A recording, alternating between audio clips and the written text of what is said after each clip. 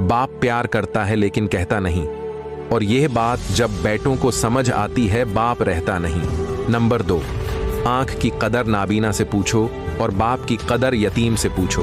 वो बाप ही है जो महसूस नहीं होने देता कि हम अमीर हैं या गरीब। नंबर 3, 4 दिन भी कोई नहीं निभा सकता जो किरदार बाप सारी जिंदगी निभाता है।